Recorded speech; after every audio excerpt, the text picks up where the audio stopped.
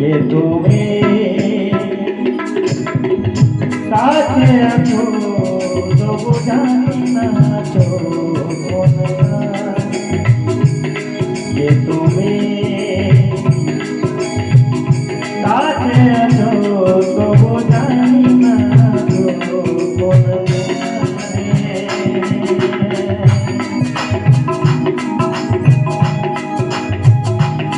ये तुम्हें साथे आछो तो जानी ना तो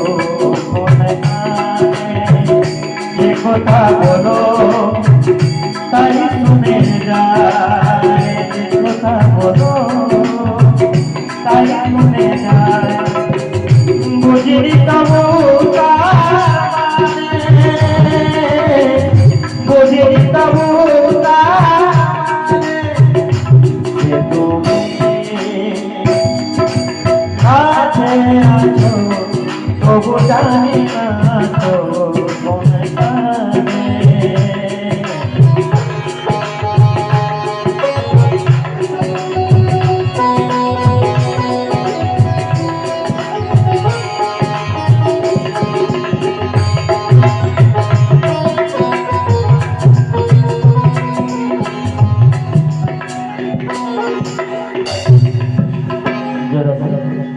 প্রথমে ভগবানের আরতি হবে যারা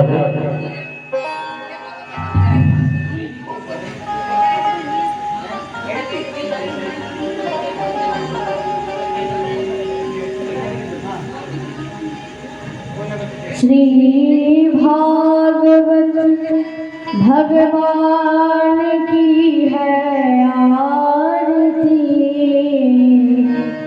पापियों को पाप से है तारती श्री भागवत भगवान की है आरती पापियों को पाप से है तारती श्री भागवत भगवान की है आरती पापियों को पाप से है तारती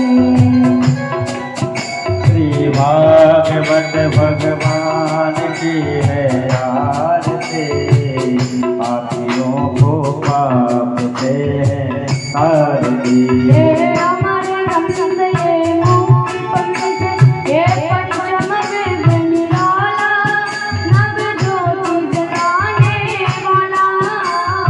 अमर ग्रंथ ये मुक्ति पंथ ये पंचम वेद निराला नव ज्योत जगाने वाला ये अमर ग्रंथ ये मुक्ति पंथ ये पंचम वेद निराला नव ज्योत जगाने वाला ये अमर ग्रंथ ये मुक्ति पंथ ये पंचम वेद निराला नव ज्योत जगाने वाला हरि नाम यही हरि नाम यही हरि नाम यही हरि नाम यही हरि नाम यही हरि नाम यही हरि नाम यही हरि नाम यही हे मधुसूदन की आरती जीवो को पाप से है तारती श्री भागवत भगवान की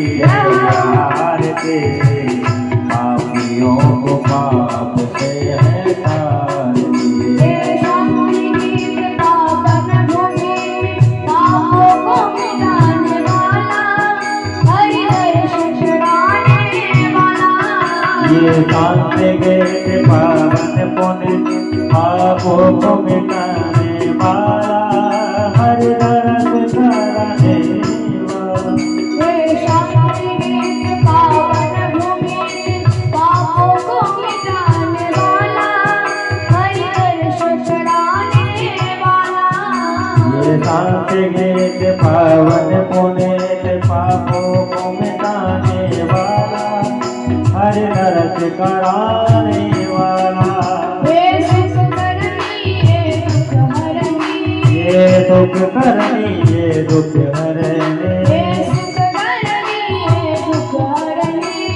दुख करने ये दुख हरे हे जग में मंगल आज उलुध्वनि उलुध्वनि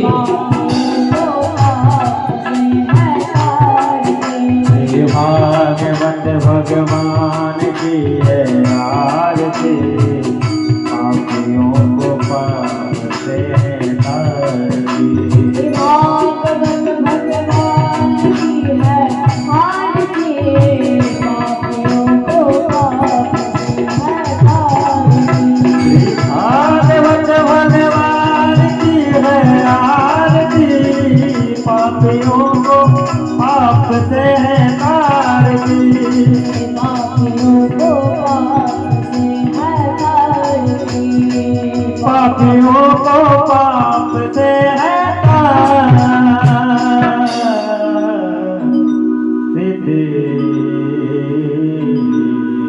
बोले भागवत भगवान की जय हो जय जय श्री राधिदाय गौर हरि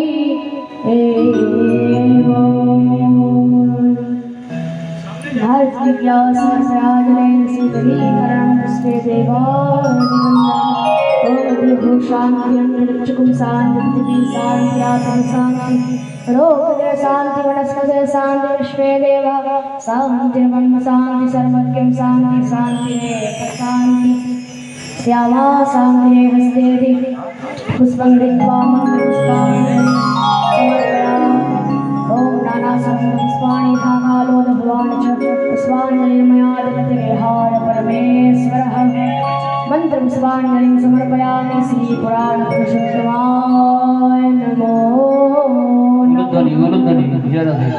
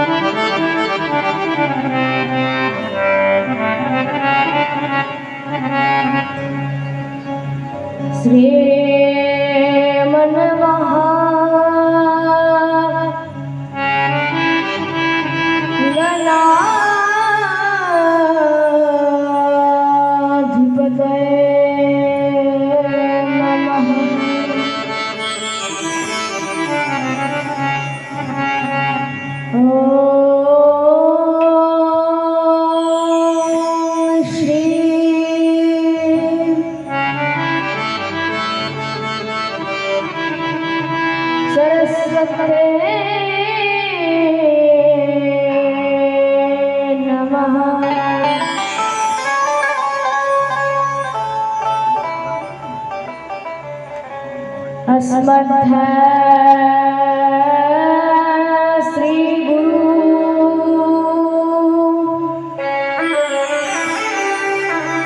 श्री चरण कमलेभ्यो नमः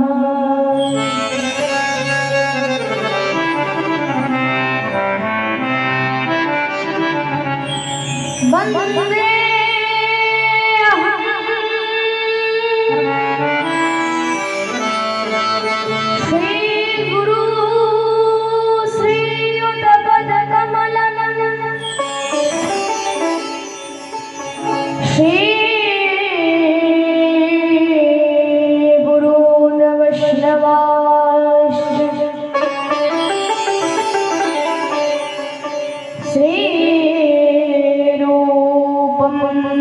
साग्रजातम्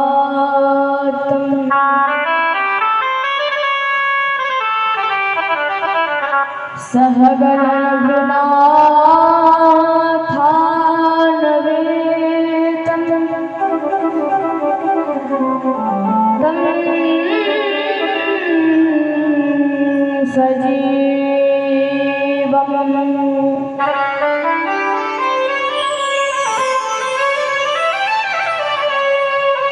साधतं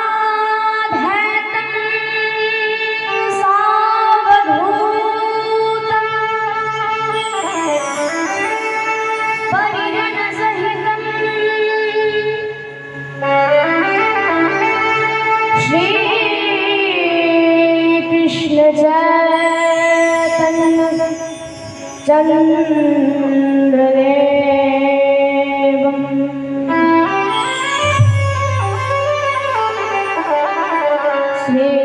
श्रीराधा कृष्णबादान सहगणललिता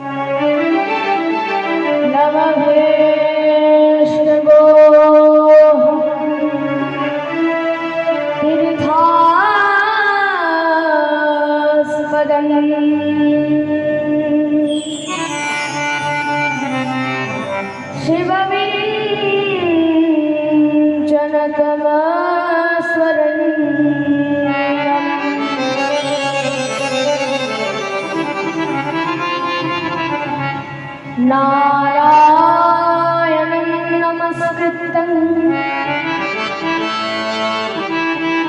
नरं चैव नरोत्तमं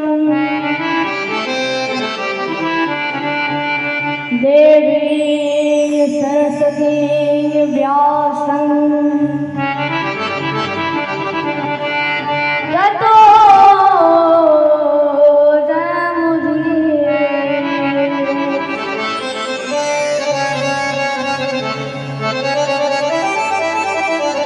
सुकरो प्रबोधितं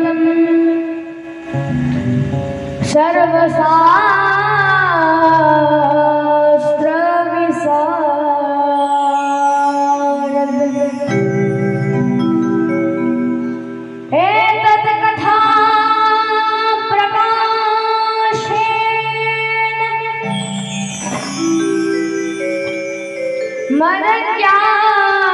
मदज्ञानं विनाशाय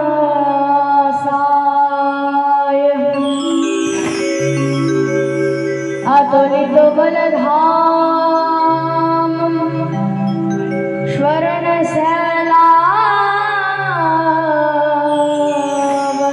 स्वर्णशैलावधेहं तनजवनो कृशानं ज्ञानिना पत्रगणनं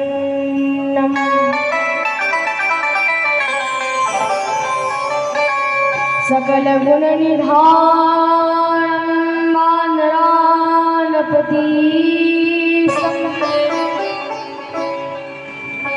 रघुपति प्रिय भक्तं भाग्यजातं नमो नमः गुरुवे गौरचन्द्रनाय राधिकाय ददातये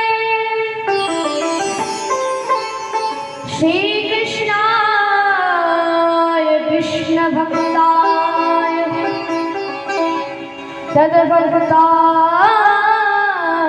तद्भक्ताय ते नमः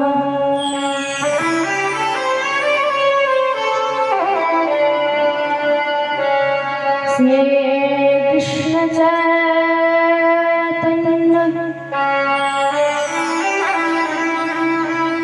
प्रभु नित्यानंद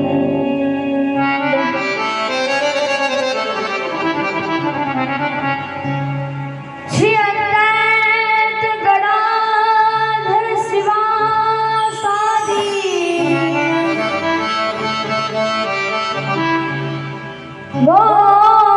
गौर भक्तवृंद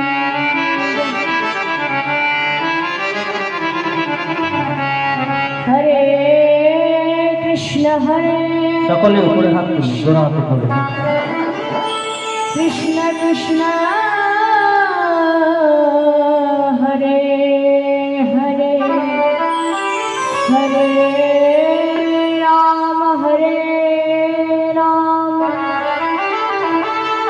राम राम हरे हरे।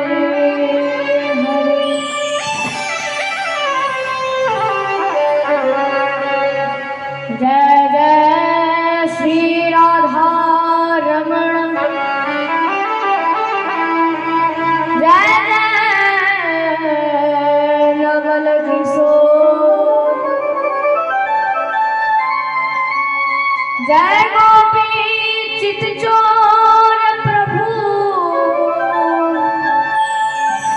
जय जय माखन चोर। बोलिए भक्तवत्सल भगवान की जय हो बोलिए श्री सुखदेव भगवान की जय हो जय जय श्री राधे।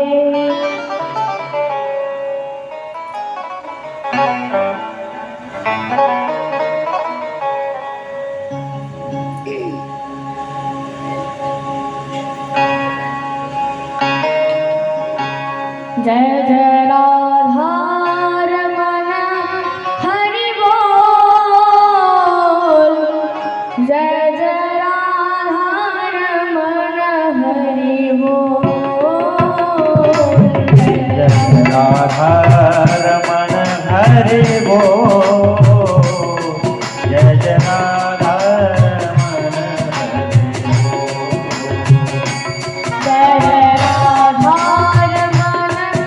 हरि बोल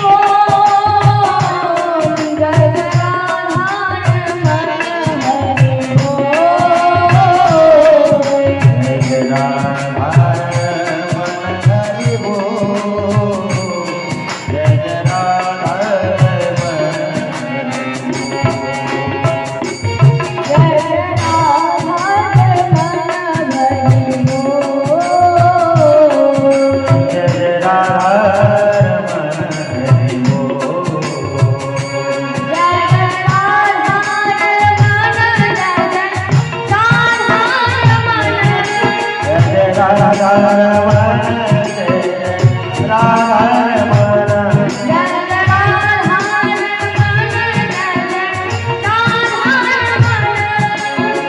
हरि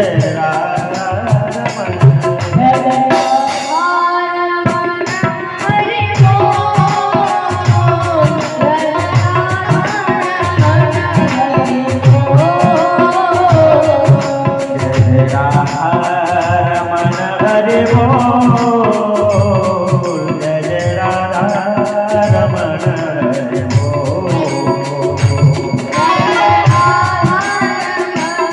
जय जय राधा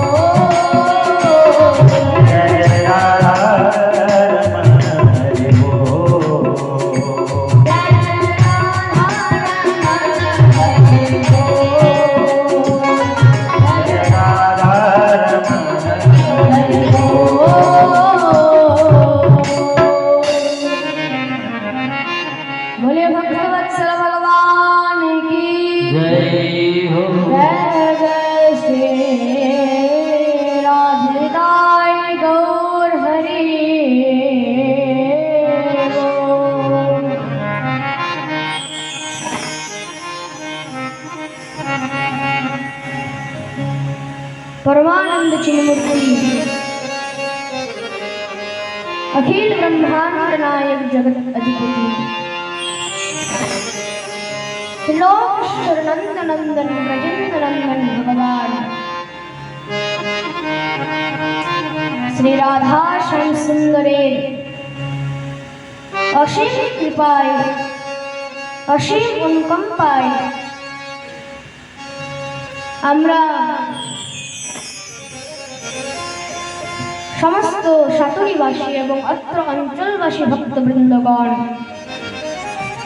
ভগবান শ্রী হরির এই দিব্য বাংময়ী প্রতিমূর্তি শ্রীমদ্ ভাগবতের এই অমৃতময়ী রস আস্বাদন করার এই বিশেষ সৌভাগ্য প্রাপ্তি করিয়াছে। সর্বাগ্রে আমি আমার গুরু মহারাজের শ্রীচরণে এই ব্যাসপীঠ থেকে কোটি কোটি দণ্ডবত প্রণাম জানাই। সমুপস্থিত সকল সাধু গুরু বৈষ্ণব ব্রাহ্মণ এবং সকল মাতৃগণের শ্রীচরণে এই ব্যাসপীঠ থেকে আমার কোটি কোটি দণ্ডবত প্রণাম। এবং ইউটিউবের মাধ্যমে যারা লাইভ শ্রবণ করছেন তাদের শ্রীচরণে ব্যাসপীঠ থেকে আমার কোটি কোটি দণ্ডবত প্রণাম।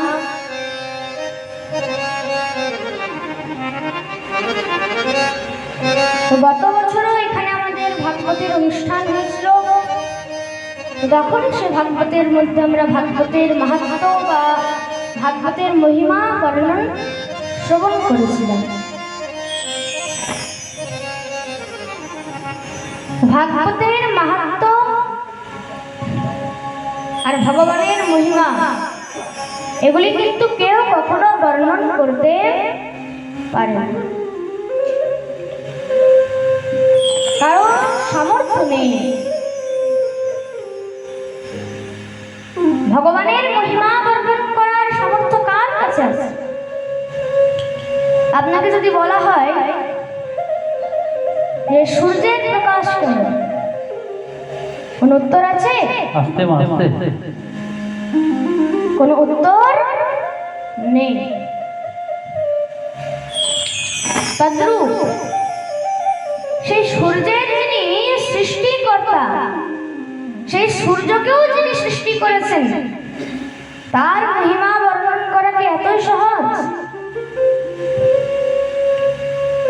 এখান থেকে শুরু হচ্ছে মূল ভাগবত। প্রথম স্কন্ধে প্রথম অধ্যায়ে প্রথম শ্লোক মহারাজ মঙ্গলাচরণ করছেন। আসুন আমরা সকলে মিলে মঙ্গলাচরণ করব। সবাই সোজা হয়ে বসবেন, দোনো হাত জোড় করে মঙ্গলাচরণের প্রথম শ্লোক আমরা উচ্চারণ করব। ওম নমো ভগবতে বাসুদেবায় নমঃ। यन्मदश्रयतो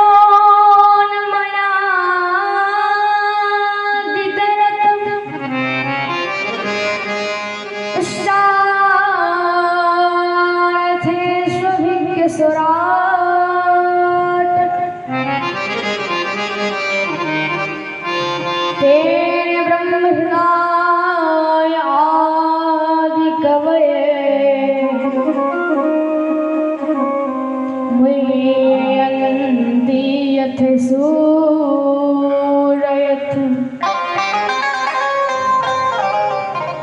तेजो वारी मृदां यथा यत्र विनिमयो त्रिशर्को मृषा धाम्ना स्वेन सदा निरस्तकुहकं सततं परमधीमहि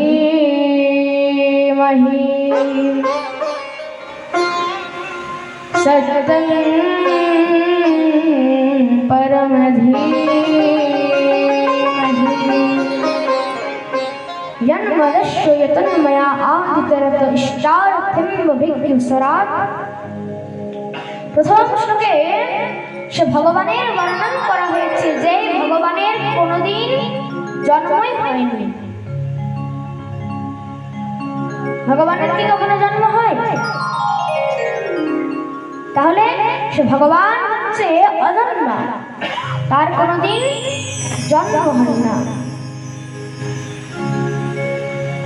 এবং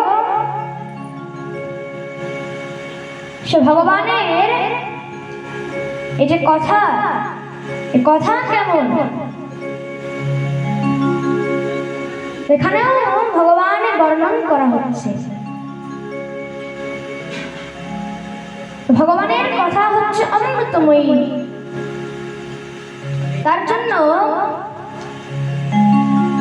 সে ভগবানের কখনো কথার বর্ণন করা যায় না। যে ভাগবত কথা, ভগবানের কথা, ভগবানকে কখনো কেউ বুঝতে পারেনি। শুধু একমাত্র শাস্ত্র বলছে সত্যং পরম ধীমহি, বলছে ভগবানকে সত্যের মধ্যে দর্শন করো।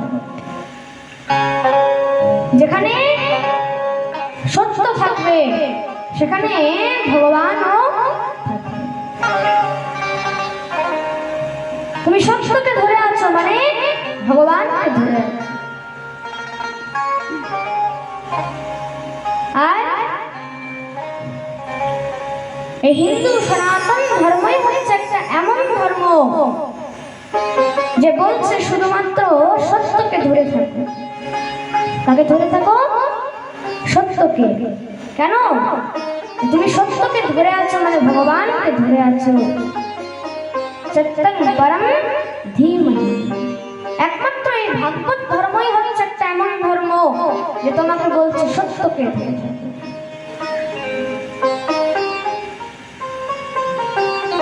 কারণ ভগবানকে বোঝা এত সম্ভব নয়। ভগবানকে যদি মানুষ বুঝে যেত তাহলে এত সব ধর্ম, নানা গ্রন্থ, নানা মত কখনো হতো না। তাহলে নানা মত, নানা সম্প্রদায়, নানা ধর্ম কেন হয়েছে? যে যেভাবে ভগবানকে বুঝেছে সে সেইভাবেই বর্ণন করে দিয়েছে। মহারাজ কেউ বলছে ভগবান হচ্ছে কালো, কেউ বলছে ভগবান হলেন সাদা, কেউ বলছে ভগবান হলেন হলুদ, কেউ বলছে নীল, আবার কেউ বলছে না না ভগবান হচ্ছে সিংহের মতো, কেউ বলছে বরাহের মতো, কেউ বলছে না না ভগবান তো মৎস্যের মতো। তাহলে ভগবানকে বলছে যে ভগবান হচ্ছে খুব লম্বা, আবার কেউ বলছে ভগবান হচ্ছে নাটা, আবার কেউ বলছে ভগবান হচ্ছেন অনেক শক্তিশালী, আবার কেউ বলছে ভগবানের মধ্যে যে সামর্থ্য রয়েছে সামর্থ্য শুধু শ্রীমতী রাধা রানী তাকে প্রদান।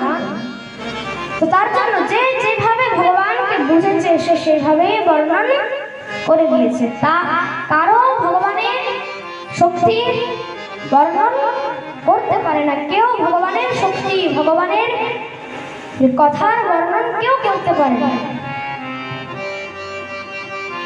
তার জন্য বলছে ভগবানকে যদি বেশি বুঝতে যাও তাহলে কি হবে? মাথা ঘুরতে থাকবে, ভ্রম উৎপন্ন হয়, ভ্রম উৎপন্ন, মানুষ ভ্রমিত হয়ে যায়। তার জন্য দেখবে যারা বেশি ভগবানকে বোঝার চেষ্টা করে না তারা দেখবে পাগল হয়েছে। এইটুকুখানি একটা আমাদের বুদ্ধি, এইটুকুখানি একটা আমাদের মাথা, তার মধ্যে কতটা মেমোরি হবে? 1 GB, 1.5 GB, 2 GB, যেমন মোবাইলের মেমোরি হয় না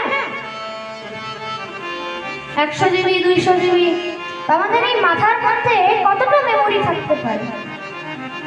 500 GB, 1000 GB, 2000 GB। কতজনের ফোন নাম্বার মনে রাখতে পারবেন আপনি? 50 জন, 100 জন, 200 জন, আস্তে তার বেশি পারবেন? কতজনের নাম মনে রাখতে পারবেন আপনি? 200 জন, 400 জন, 500 জন, তার বেশি পারবে না। তাহলে এইটুকু খানি বুদ্ধির মধ্যে যদি বেশি লোড দিয়ে দাও তাহলে কি হবে? মাথা হ্যাং হয়ে যায়, কাজ করা বন্ধ করে দেয়। যেমন দেখবে মোবাইলের মধ্যে যখন ওভারলোড হয়ে যায় তখন দোকানদার কি বলে? ডিলিট করো, খালি করো বলে না?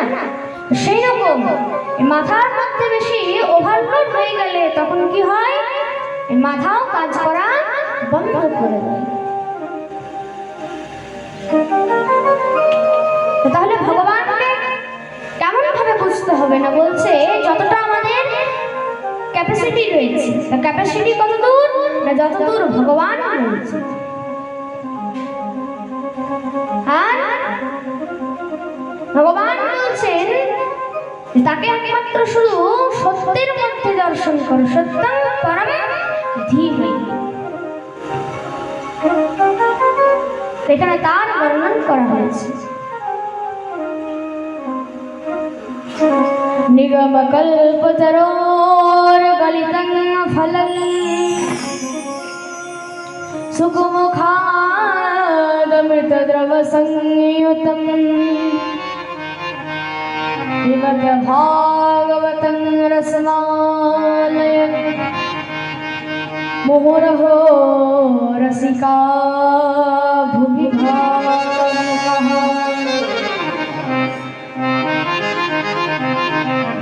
এখানে ভাগবতের বর্ণন করা হয়েছে। নিগম মানে হচ্ছে বেদ, বেদ রূপী কল্প বৃক্ষের মধ্যে যে পাকা ফল সেটাই হলো এই ভাগবত। বলছি ফল কেমন? না ফলের মধ্যে কোনো ত্যায্য বস্তু নেই। অন্য ফলের মধ্যে যেমন আটি থাকে, খোসা থাকে, এই ফলের মধ্যে না আটি আছে না খোসা আছে, কোনো ত্যায্য বস্তু নেই। তো বলছে যতদূর আমাদের জীবন রয়েছে, আমাদের এই যে মনুষ্য জন্ম যতদিন অবধি রয়েছে, শাস্ত্র বলছে মুহুরহ রসিকা ভুবি ভাবুকঃ। এই ফলের অমৃত রস আমাদেরকে আস্বাদন করে যেতে বলছে, পান করতে বলছে যতদিন আমাদের জীবন রয়েছে। মুহুরহ মানে বারবার শ্রবণ করো, ভাগবত বারবার শ্রবণ করতে থাকো। এবার কেউ বলবে আমি তো একবার ভাগবত শ্রবণ করে নিয়েছি, তার কি দরকার আছে কোনো ভাগবত শোনার? তো একবার নয়, 100 বার শুনলেও কিন্তু তৃপ্তি হতে তুমি কখনোই পারবে না। 100 বার কি 10 জন্ম পর্যন্ত তুমি ভাগবত শ্রবণ করতে পারবে, তাতেও তোমার মনে তৃপ্তি পূরণ হবে না।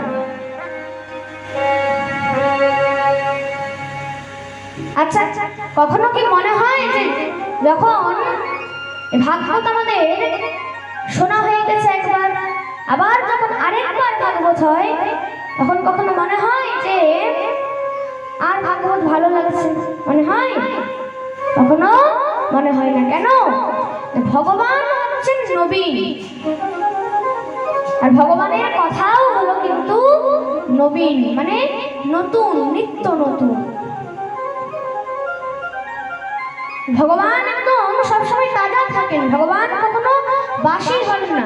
আমরা বাসি হয়ে যাই, কিন্তু ভগবান একদম তাজা থাকেন, নিত্য নবীন। তার জন্য ভগবানের একটা নামই হচ্ছে নবীন, আর ভগবানের এই কথাও হলো নতুন। তার জন্য যত বড় বড় ঋষি মুনিগণ রয়েছেন, সব ঋষি মুনিগণ বলে গেছেন যে ভগবানকে বোঝার জন্য ভাগবতকে বারবার শ্রবণ করতে হবে, মুহুরহ মানে বারবার। আর দেখো সনকাদি ঋষিগণ তো শুধু বারবার নয়, 24 ঘন্টা তারা শুধু সৎসঙ্গের মধ্যেই লেগে থাকে। চারজন ভাই তো, সনক, সনন্দন, সনাতন আর সনত কুমার। তো এক ভাই ভাগবত পাঠ করে আর তিন ভাই বসে বসে শ্রবণ করে।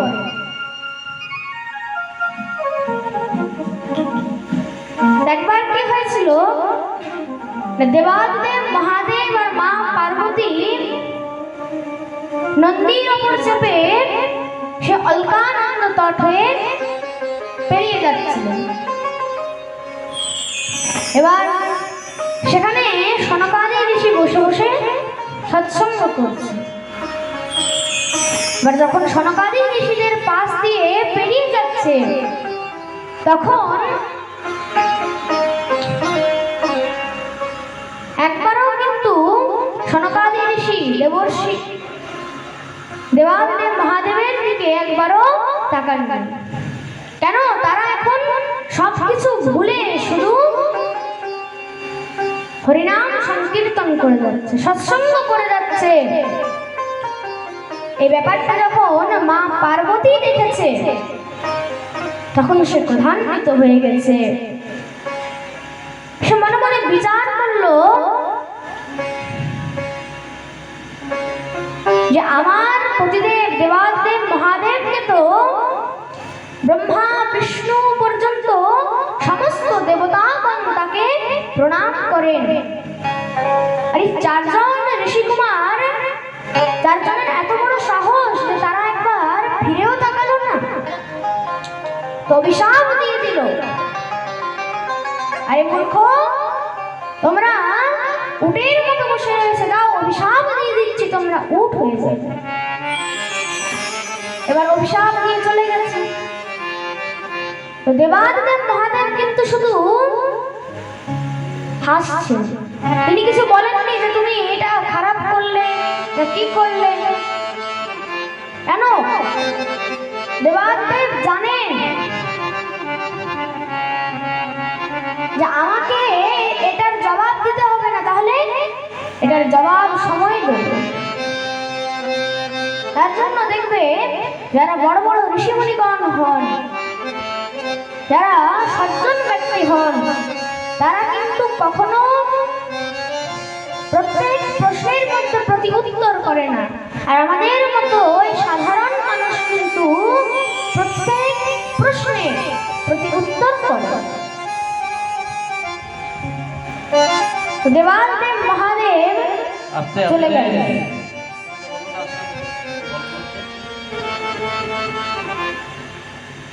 দেবাদেব মহাদেব চলে গেছেন। এবার অনেকদিন পরে তখন আবার দেবাদেব মহাদেব আর মা পার্বতী আবার সেই রাস্তা দিয়ে অলকানন্দ তট হয়ে বেরিয়ে যাচ্ছে। এবার কি দেখছে মা পার্বতী, যে দূরে সেখানে চারটি উট বসে বসে সৎসঙ্গ করছে, হরিনাম করছে। এবার মা পার্বতী তো অনেক আশ্চর্য হয়ে গেছে। মা পার্বতী আশ্চর্য হয়ে দেবাদেব মহাদেবকে জিজ্ঞাসা করলেন, হে নাথ, দেখুন দেখুন কি আশ্চর্য। আচ্ছা, কি আশ্চর্য? চারটি উট সেখানে বসে হরিনাম করছে। চারটি উট সেখানে বসে বসে সৎসঙ্গ করছে, এটা আশ্চর্য নয়? হ্যাঁ অবশ্যই, কিন্তু তোমার মনে পড়ছে না এই চারটি উটকে? বলছে না প্রভু, আমার তো মনে পড়ছে না। বলছে মনে আছে, অনেক বছর আগে তুমি এখানে এসে সে চারজন ঋষি কুমারকে অভিশাপ দিয়ে চারটি উট বানিয়ে দিয়েছে, মনে পড়ছে? হ্যাঁ প্রভু, মনে পড়ছে। আর সে চারটি ঋষি কুমারকে জানো? বলছে কে?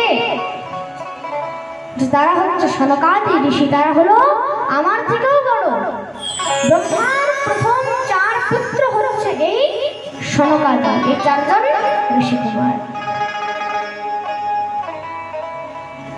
তার জন্য তারা হচ্ছে আমার থেকেও বড়। সঙ্গে সঙ্গে মা পার্বতী দেবালয় মহাদেবকে বললেন, প্রভু আপনি আগে বলেননি কেন? আমি কেন বলিনি জানো? আমি শুধু সময়ের অপেক্ষায় ছিলাম। জবাব আমাকে দিতে হবে না, জবাব সময় দেবে, আর তুমি ঠিক সময়েই জবাব দেবে। এই বলে মা পার্বতী দৌড়ে গিয়ে সে সনকাদি ঋষির চরণে সাষ্টাঙ্গে প্রণাম করলেন। হে প্রভু, আমার অনেক বড় অপরাধ হয়ে গেছে,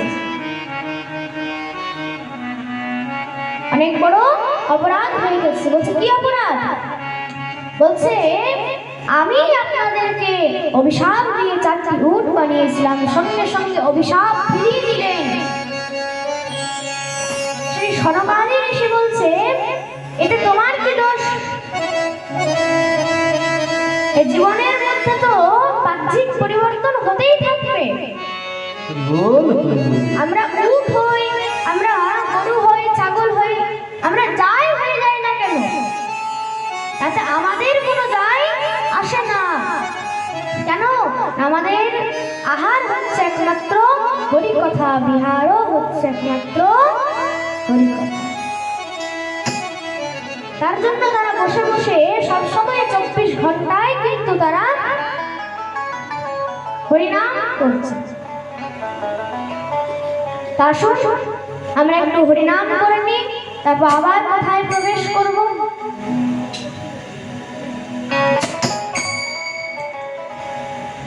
तीनों लगन से न्यारी ओ राधा रानी हमारी,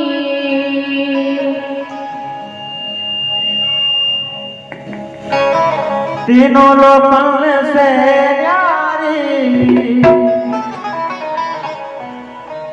राधा रानी हमारी, तीनों लगन से न्यारी राधा रानी हमारी, तीनों लोकन से न्यारी राधा रानी हमारी, रानी हमारी, राधा रानी हमारी, राधा रानी हमारी, राधा हमारी,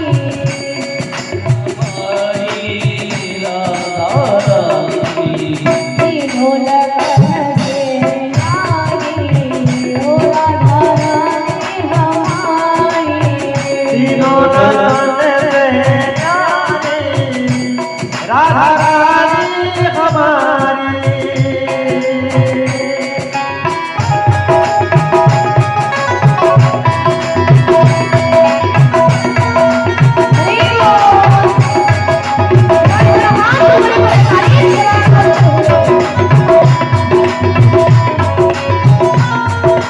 बोले राधा रानी सरकार की जय हो।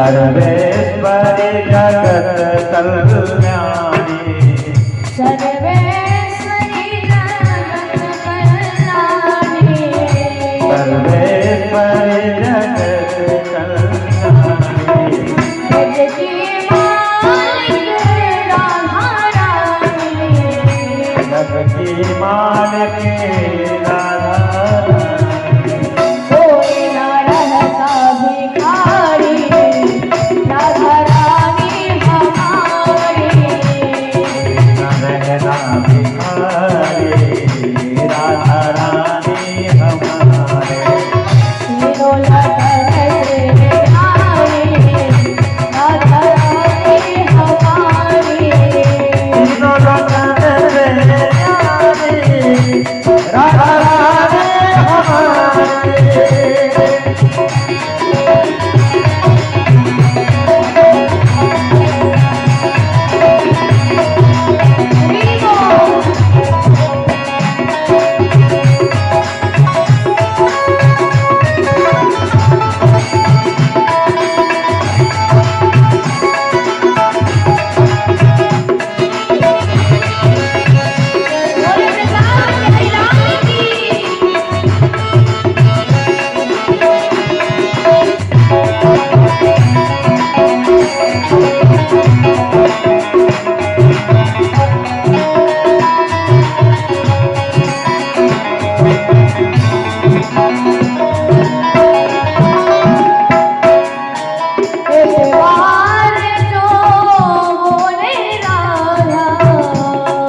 बार जो बोले राधा बार जो बोले राधा बार जो बोले राधा जन्म मरण की मिट जाए बाधा जन्म मरण के मिट जाए बाधा इनकी चरण बलिहारी राधा रानी हमारी तीनों लगन से प्यारी राधा रानी हमारी तीनों लगन से प्यारी राधा रानी हमारी तीनों लगन से प्यारी राधा रानी हमारी ओ राधा रानी हमारी राधा रानी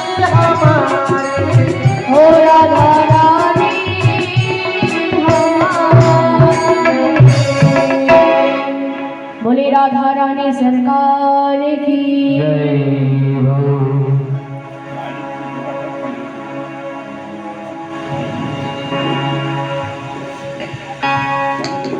देहवे मुहुरहो रसिका भुवि भाव तद्रूप ভগবানের অবতারের বর্ণন করলেন। ভগবানের অবতার কয়টি? না, ভগবানের অবতার হচ্ছে 24টি। बोलिए भक्तवत्सल भगवान की जय हो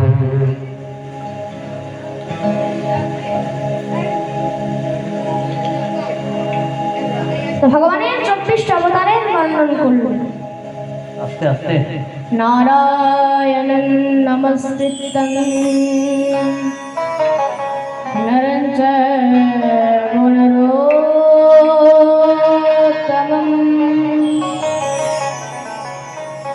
देवीं सरस्वती व्यासं ततो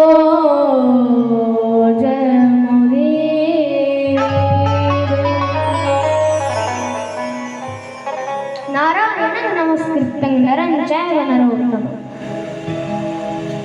এখানে ভগবান শ্রী নারায়ণের বর্ণন করেছেন, শ্রী ব্যাসদেবের বর্ণন করেছেন, মাতা সরস্বতীর বর্ণন করেছেন। তৎপশ্চাৎ ভগবানের যে 24টি অবতার, সেই 24টি অবতারের বর্ণন করেছেন। ভগবানের প্রথম অবতার হচ্ছেন সনকাদি। এই যে একটু আদি আমরা যার কথা বলছি, মানে ওই যে চারজন ঋষি কুমার, সনক, সনন্দন, সনাতন আর সনত কুমার। এই চারজন ঋষি কুমার হচ্ছে ভগবানের প্রথম অবতার। এদেরকে একত্রে বলা হয় সনকাদি। এদেরকে একত্রে সনকাদি বলা। এটা হচ্ছে ভগবানের প্রথম অবতার। দ্বিতীয় অবতার হলেন বরাহ। সনকাদি, বরাহ, নারদ, নরনারায়ণ, কপিল। এই কপিল হচ্ছে ভগবানের পঞ্চম অবতার। বলিয়ে কপিল ভগবান কি। ভগবানের পঞ্চম অবতার কি? কপিল। মানে থাকবে তো? পরে জিজ্ঞেস করবো, কিন্তু বলতে পারবে? प्रेम से बोलो राधे राधे। जोर से बोलो, आरो जोरे, दोनों हाथ ऊपर करे, जय जय श्री राधे श्याम। भगवानेर पंचम अवतार हलो कपिल। दत्तात्रेय, यज्ञ, ऋषभ, पृथु, मत्स्य, कूर्म, धनंतरी, मोहिनी, राम, बलराम, नरसिंह, बामन, परशुराम, व्यासदेव, कृष्ण, बुद्ध, कल्की, हंस एवं हयग्रीव। এই যে শেষের যে দুটি অবতার হংস এবং হয়গ্রীব, হংস এবং হয়গ্রীব কিন্তু ভগবানের গৌণ অবতার। এবং এই কলির অন্তে ভগবান কল্কি অবতার ধারণ করবেন। বলিয়ে কল্কি ভগবান কি জয়।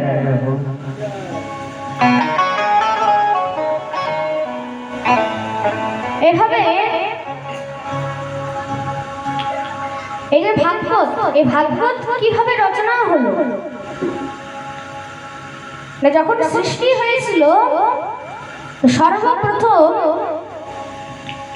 ভগবান ব্রহ্মার হাতে 4টি শ্লোক প্রদান করেছিলেন, যাকে চতুশ্লোকী বলা হয়।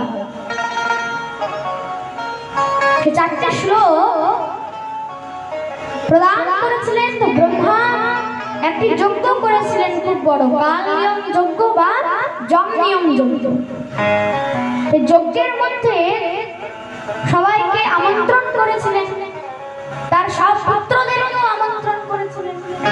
এবার তার সব পুত্রদের মধ্যে দেবর্ষি নারদ ব্রহ্মার অনেক সেবা করেছিলেন। সেই সেবায় প্রসন্ন হয়ে ব্রহ্মা তাকে সেই 4টি শ্লোক প্রদান করেছিলেন। দেবর্ষি নারদের কাছে সেই 4টি শ্লোক তখন বর্তমান ছিল। তো তারপর একদিন কি হয়েছে, ব্রহ্মনৈতাং সরস্বতাম আশ্রম পশ্চিমে তটে সম্যক প্রাস ইতি পোক্ত ঋষিণাং সত্রবর্ধন। হরি বল। সরস্বতী নদীর তটে, মানে পশ্চিম তটে, সেখানে ব্যাসদেব মহর্ষি বেদব্যাস, সে বেদব্যাসের এক আশ্রম ছিল। খুব মন দিয়ে শুনবেন। এক আশ্রম ছিল যার নাম হচ্ছে সম্যকপ্রাস। নাম কি? যারা বলো সম্যকপ্রাস। চ্যবনপ্রাস নয় কিন্তু। রাধে রাধে। প্রেম সে বলো রাধে রাধে। তো সম্যকপ্রাস সেই আশ্রমের মধ্যে মহর্ষি বেদব্যাস সেখানে বসে বসে চিন্তা করছিলেন। তখনই দেবর্ষি নারদ সেখানে এসেছে। বলছে, আচ্ছা হে মহর্ষি বেদব্যাস, আপনি এত চিন্তিত কেন হয়েছেন? আমাকে কৃপা করে বলুন। তো তখন মহর্ষি বেদব্যাস বলছে, কি বলবো দেবর্ষি, আমি জীবের উদ্ধারের জন্য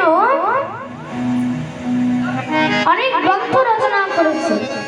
কি কি রচনা করেছে পুরো লিস্ট বলে দিল, যে আমি 16টি পুরাণ রচনা করেছি, আর আমার পিতা মানে ঋষি পরাশর তিনি একটি পুরাণ রচনা করেছেন। তো পিতা সহ আমি 17টি পুরাণ রচনা করেছি, আর 4টি বেদ রচনা করেছি। ঋক, সাম, যজু, অথর্ব 4টি বেদ রচনা করেছি। আর কি রচনা করেছো? বলছে সব থেকে শেষে আমি তো সব থেকে বড় ইতিহাস মহাভারত রচনা করেছি, কিন্তু তাতেও মনের মধ্যে শান্তি এলো। কেন শান্তি আসছে না আমি বুঝতে পারছি। তখন দেবর্ষি নারদ বলছেন, হে মহর্ষি বেদব্যাস, তুমি যে এত গ্রন্থ রচনা করেছো, এত বেদ রচনা করেছো, কিন্তু এই প্রত্যেকটি গ্রন্থের মধ্যে কিন্তু ভগবানের বাল্য লীলা বা ভগবানের কোন লীলার বর্ণন নেই। তাহলে বলছে সংসারের মধ্যে যদি কোন গ্রন্থের মধ্যে ভগবানের লীলার বর্ণন না থাকবে, তাহলে কিন্তু সেই গ্রন্থের মধ্যে কোনো আনন্দ পাওয়া যাবে না, সেই গ্রন্থ রচনা করেও কোনো আনন্দ পাওয়া যাবে না। তোমাকে ভগবানের এমন গ্রন্থ রচনা করতে হবে যেখানে ভগবানের লীলার বর্ণন রয়েছে। তো প্রভু ভগবানের এমন গ্রন্থ রচনা করার জন্য তো ভগবানের কৃপার প্রয়োজন রয়েছে। বলছে হ্যাঁ, কিন্তু ভগবানের কৃপার থেকেও বড় হচ্ছে ভগবানের ভক্তের কৃপার প্রয়োজন রয়েছে। যখনই বলেছে সঙ্গে সঙ্গে মহর্ষি বেদব্যাস একদম দেবর্ষি নারদের চরণের মধ্যে সাষ্টাঙ্গে প্রণিপাত করেছে।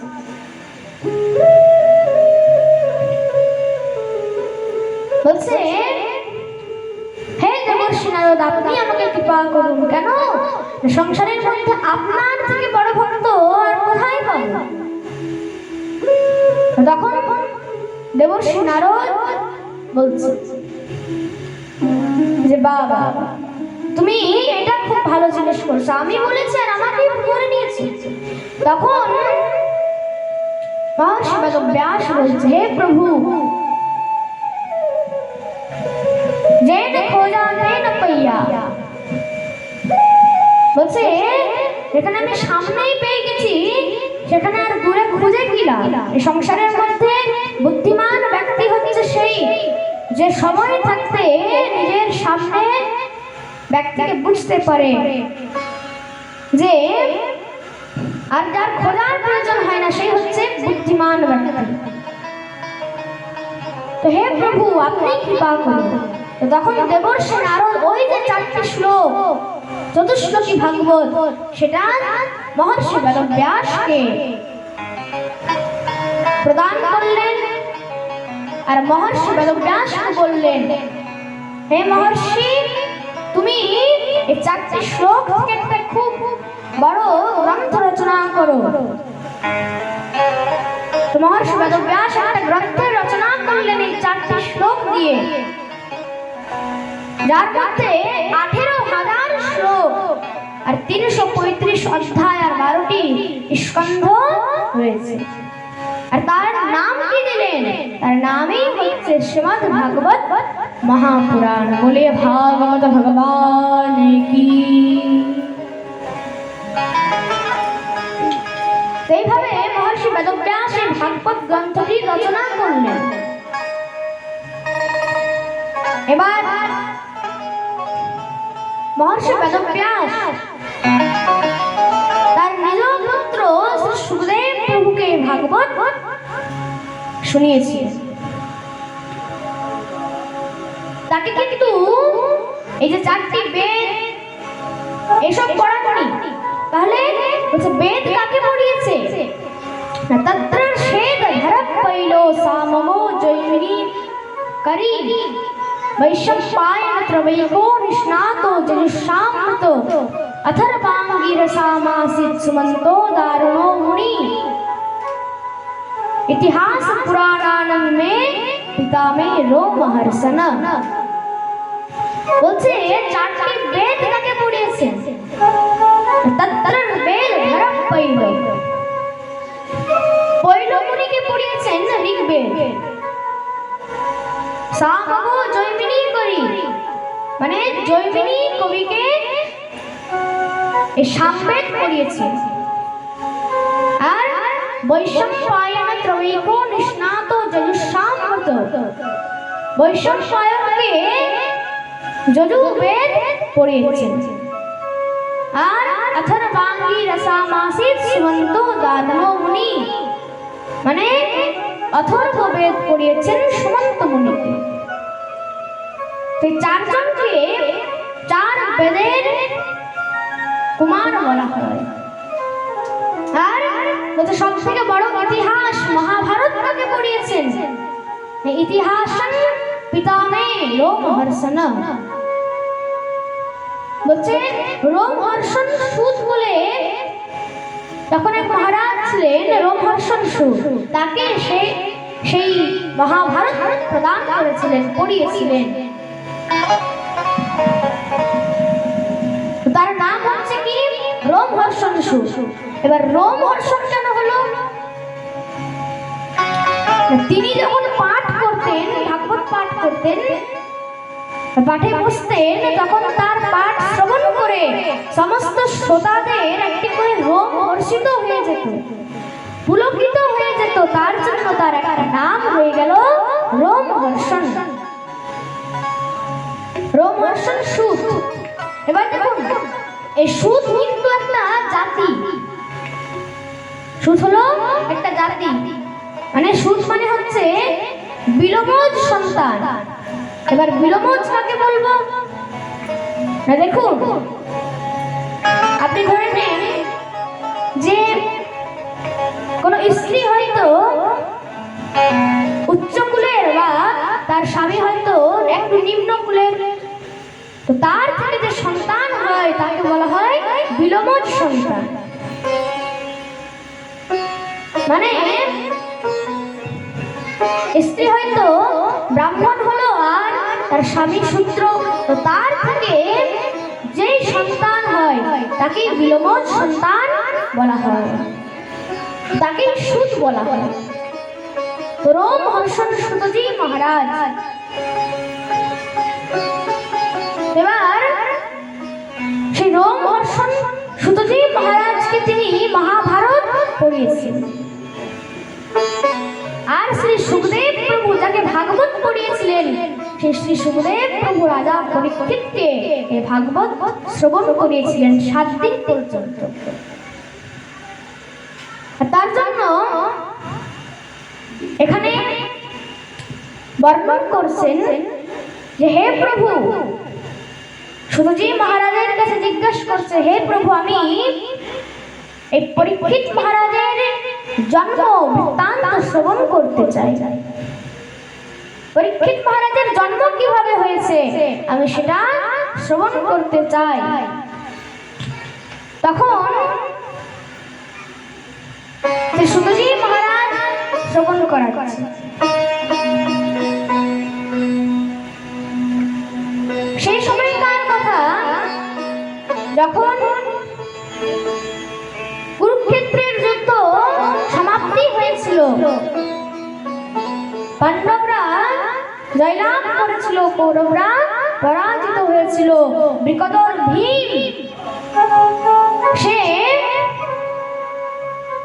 দুর্যোধনের যজ্ঞা ভেঙে দিয়েছিল।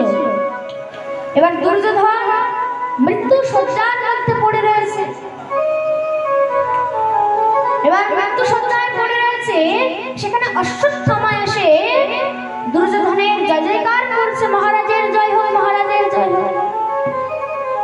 এবার যখন জয় জয়কার শুরু করেছে, দুর্যোধন একদম ক্ষুব্ধ হয়ে গেছে। আরে মূর্খ, আমি এখানে আমি মৃত্যু সঞ্চার মধ্যে পড়ে রয়েছি, আর তুই আমার জয়জয়কার করছিস। দেখুন, কেউ যদি মৃত্যু সজ্জায় পড়ে থাকে, নাম শুনতে কার না ভালো লাগে? মহারাজ, নাম শুনতে সবার ভালো লাগে।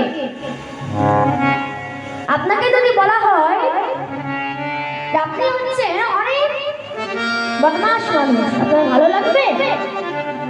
শুনতে ভালো লাগবে না। কিন্তু যদি বলা হয় কাউকে, আরে দাদার মতো তো লোক খুঁজে পাওয়া যায় না, তখন প্রশংসা শুনতে ভালো লাগে। তো আপনি যতই খারাপ হন না কেন, প্রশংসা শুনতে ভালো লাগে। কিন্তু প্রশংসা কখন ভালো লাগে?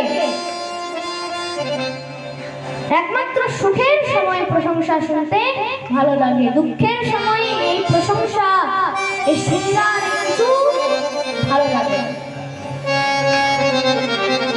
এই জন্য এখানে দুর্যোধন তাকে বলছে, আরে আমি এখানে মৃত্যু সঞ্চার মধ্যে পড়ে রয়েছি, আর তুই আমার জয়জয়কার করছিস।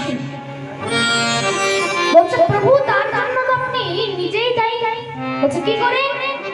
বলছে না, এত বড় যে যুদ্ধ হলো, কুরুক্ষেত্রের যুদ্ধ, এই যুদ্ধের মধ্যে তো আপনি সব বুড়োদেরকে নিয়ে যুদ্ধ করলেন।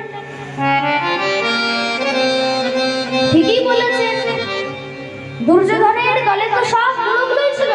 পিতামহ ভীষ্ম, শকুনি, দ্রোণাচার্য, কৃপাচার্য, তাই তো সব বুড়োরাই ছিল। তো বুড়োদেরকে নিয়ে কি আর এত বড় যুদ্ধ জেতা যায়? তাহলে আপনি যদি একবার আমাকে বলে দিতেন, তাহলে সেই পঞ্চ পাণ্ডবের মাথা কেটে নিয়ে আপনার কাছে চলে আসতাম। আরে বাপরে, এত বড় কথা! বলছে, এখন কিছু করতে পারবে? বলছে, আপনি আদেশ দেন, আমি এখনই সেই পঞ্চ পাণ্ডবের মাথা এনে আপনার কাছে রেখে দেব। বলছে, অশ্বত্থামা, যদি তুমি এই কাজ করে দাও, তাহলে নিজের অর্ধেক রাজ্য তোমাকে দিয়ে দেব। বলছে, তাহলে এখনই নেই। সঙ্গে সঙ্গে অশ্বত্থামা বেরিয়ে পড়লেন। এবার ওইদিকে কি হয়েছে, পঞ্চপাণ্ডবের সাথে এখন ভগবান রয়েছে, তো ভগবানের চিন্তা হয়ে গেছে। কেন? দেখুন, জীব যখন সমস্ত কিছু ভগবানের চরণের মধ্যে অর্পণ করে দেয়, তখন চিন্তা আর সেই জীবের হয় না, তখন চিন্তা ভগবানের হয়ে যায়। ভগবানের উপর বিশ্বাস রাখতে হবে। দেখো, যারা ভক্ত হয় তারা কি বলে, হ্যাঁ ভগবান যা করছেন মঙ্গলের জন্যই করছেন। খুব সুন্দর একটা প্রসঙ্গ মনে পড়ে গেল, কুমার দিয়ে শুনবেন। এক রাজা ছিল, তার এক মন্ত্রী ছিল। সে মন্ত্রী ভগবানের প্রতি খুব বিশ্বাসী। যা কিছু হতো সব সময় শুধু বলতো, আরে ভগবান যা করেছে সব মঙ্গলের জন্যই করেছে। কুমার দিয়ে শুনবেন। এবার একবার কি হয়েছে, খুব বড় যুদ্ধ হয়েছে। তো সেই যুদ্ধের মধ্যে কোনো কিছু কারণের জন্য কেউ রাজার উপর তীর ছুঁড়েছে। তো তার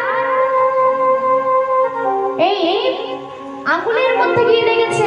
এবার আঙ্গুলের মধ্যে যখন লেগেছে, আঙ্গুল একদম কেটে বাইরে পড়ে গেছে।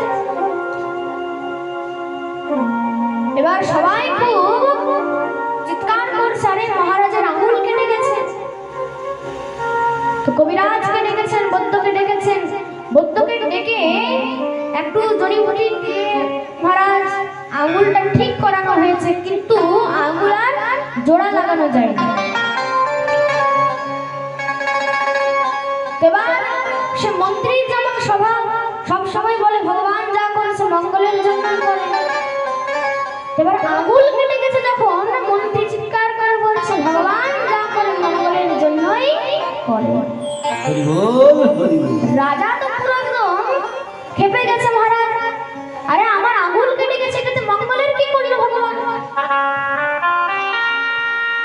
তখন মন্ত্রী বলছে না না ভগবান যা করে মঙ্গলের জন্য করে। তো সঙ্গে সঙ্গে সব সেনাদেরকে বলছে আরে একে বন্দি বানিয়ে নাও, তারপর দেখছে ভগবান কি মঙ্গল করেছে। বন্দি বানিয়ে জেলের মধ্যে রেখে দিয়েছে। এবার অনেকদিন হয়েছে, অনেকদিন পর রাজা শিকার খেলতে গেছে। এবার এমন শিকার খেলতে গেছে মহারাজ রাস্তা হারিয়ে গেছে, রাস্তা হারিয়ে বনের মধ্যে ঘুরছে। বনের মধ্যে দেখবেন কোল ভিল শবর এসব জাতি বাস করে। তো সেখানে ভিলেদের বাস ছিল। তো ভিলেদের একটা নরবলির প্রয়োজন ছিল, তারা ভদ্রকালীর পুজো করে, একটা নরবলির প্রয়োজন ছিল। তো কাউকে পেল না, তো সেই রাজাকে ধরে নিয়ে গেল। এবার পুরোহিত কি বলছে, আচ্ছা মহারাজ কাউকে তো পেলাম না, তো এই রাজাকে আপনি বলে চলে দেন। পুরোহিত মন্ত্রতন্ত্র সব রেডি করে যখনই বলি দিতে যাচ্ছে, তো সে দেখেছে রাজার আঙুল কাটা রয়েছে। এবার সে তৎক্ষণাৎ বলছে না না, কোনো খণ্ডিত ব্যক্তির কাছে তাকে বলি দেওয়া যাবে না, কারণ এর তো আঙুল কাটা আছে, কি করে বলি দেবো? ভদ্রকালী শিকার করবেন না। সব ভিলরা ছেড়ে দিল, বলছে আরে যাও। এবার খণ্ডিত আছে তো কি করবে? তো বেঁচে গিয়ে তখন রাজা বুঝতে পারলো হ্যাঁ ভগবান যা করে মঙ্গলের জন্যই করে। এবার সেই জেলের মধ্যে গিয়েছে। এবার মন্ত্রীকে বলছে হ্যাঁ ভাই বলো কেমন আছো? বলছে হ্যাঁ জেলের মধ্যে ভালোই আছি, ভগবান তো যা করেন মঙ্গলের জন্যই করে। এবার বলছে হ্যাঁ ভাই ভগবান যা করেন মঙ্গলের জন্যই করেন। আজকে আমার আঙুল কাটা ছিল বলে আমার মাথা কাটা থেকে আমি বেঁচে গেলাম, কিন্তু তুমি জেলের মধ্যে রয়েছে, এতে ভগবান তোমার কি মঙ্গল করবে? বলছে হে মহারাজ আপনি যতবার শিকার খেলতে গেছেন এমন কখনো হয়েছে যে আপনি আমাকে নিয়ে যাননি? বলছে না আমি তো প্রত্যেকবার তোমাকে নিয়ে গেছি।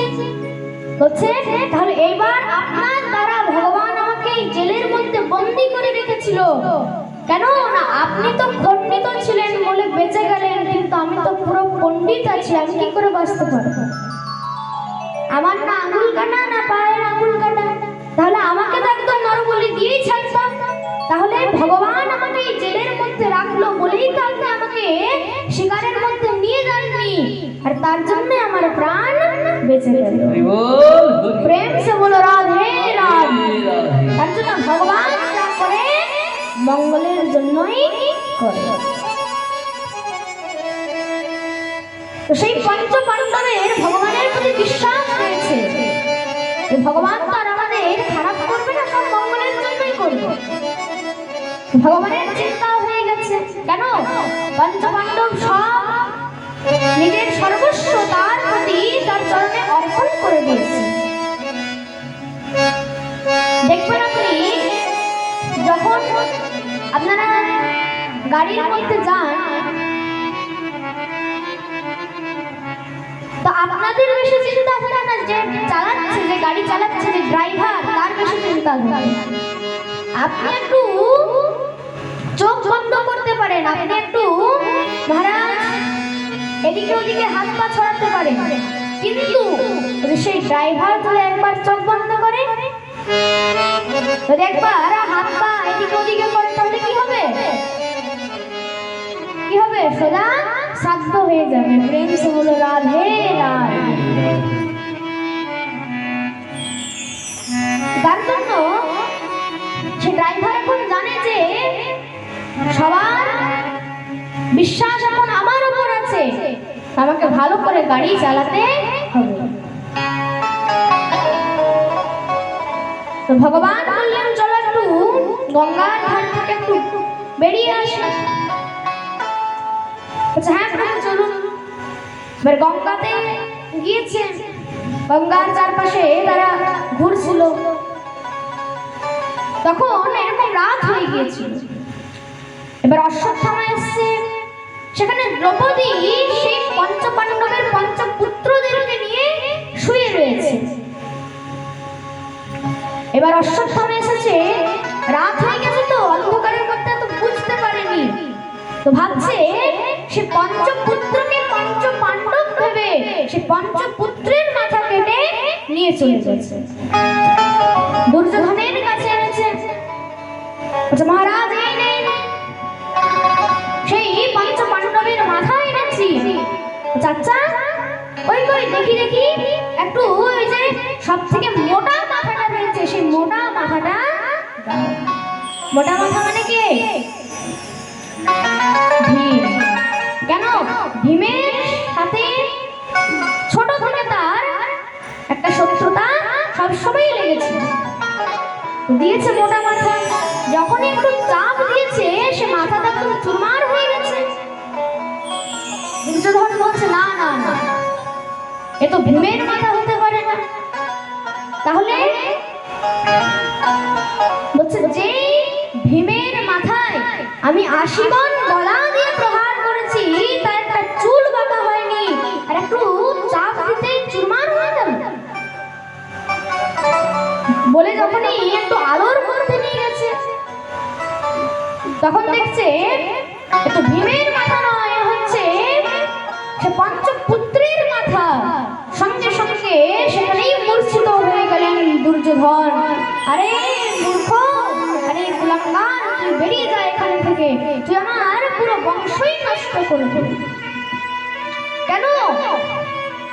তুই পঞ্চ পাণ্ডবের মাথা নিয়ে আমি খুশি হতাম, আর তুই তাদের পুত্রের মাথা এনেছিস। আমরা যদি মারাও যায়, আমাদের পুত্র না থাক, কিন্তু ভাইয়ের পুত্র ভাতৃষ পুত্র আমাদের প্রতি তর্পণ করতো, সত্য করতো, আর তুই তাদেরকেই মেরে দিলি। বেরিয়ে যায় এখান থেকে।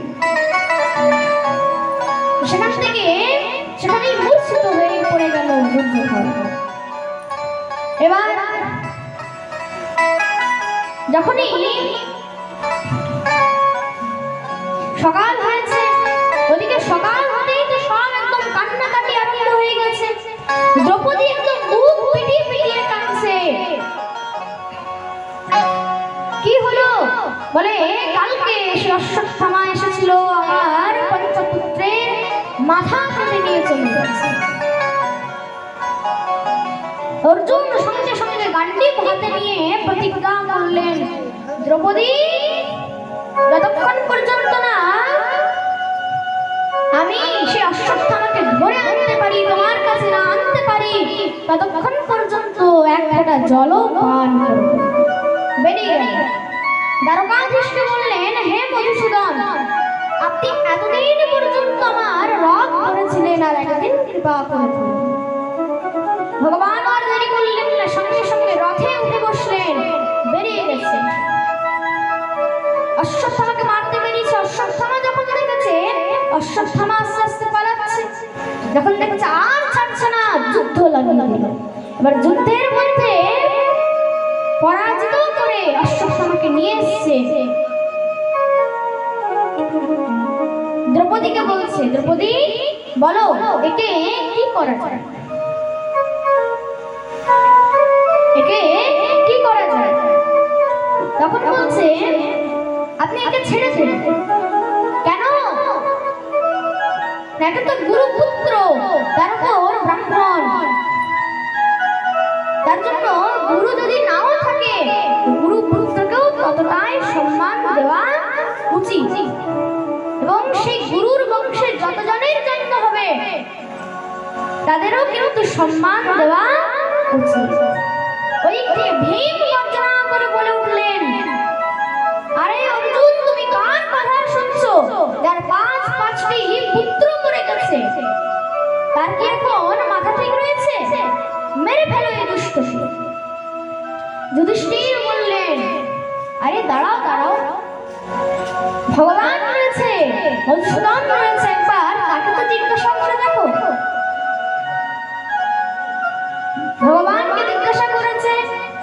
ভগবান বলছে ব্রহ্মবন্ধুর ন হন্তব্য আততাহি বন্ধানহ, বলছে